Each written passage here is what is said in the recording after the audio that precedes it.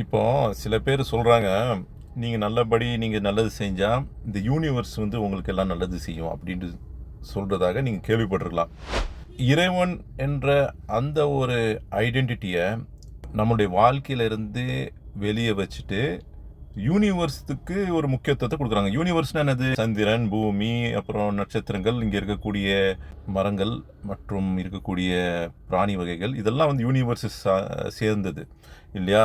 நீங்க வந்து நல்லது செஞ்சா வந்து, இந்த யூனிவர்ஸ் உங்களுக்கு எல்லாத்தையும் நல்லபடி குடுக்கும். அது உங்களுக்கு ரிட்டர்ன் குடுக்கும். அப்டின்ட்டு சொல்றது இருக்கு இல்லையா?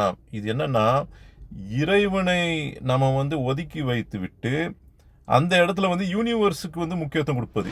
இது வந்து ஒரு விதமான என்ன சொல்றது? வேண்டுமென்றே செய்யக்கூடிய ஒரு சதின்னு தான் நான் நெனைக்கிறேன். அதேபோன்று சில இடத்துல சொல்லுவாங்க, நீங்க என்ன நல்லது செஞ்சாலும் இயற்கை அதுக்கு உங்களுக்கு எல்லாமே நல்லபடியாக செய்யும் அப்டின்றது. அப்ப இயற்கைன்னா என்ன? இயற்கைக்கு என்ன தன்மை இருக்கு? இயற்கை பார்க்க முடியுமா? இல்ல இயற்கை உங்கள கேட்க முடியுமா? இல்ல நீங்க செய்யக்கூடிய பிரார்த்தனைகள பார்க்க முடியுமா? இல்ல உங்களுக்கு எல்லாவற்றையும் வழங்குற தகுதியும், அதிகாரமும் அதுக்கு உண்டா? அப்டின்ற கேள்வி வரும்போது அவங்க அப்படியே அமைதியாயிடுறாங்க. ஆக இறைவன் என்பவனை ரொம்ப அற்பமாக கருதி, இயற்கைக்கு முக்கியத்துவம் குடுக்கணுன்ற எண்ணத்த கொண்டவர் தான் இத செய்றாங்க.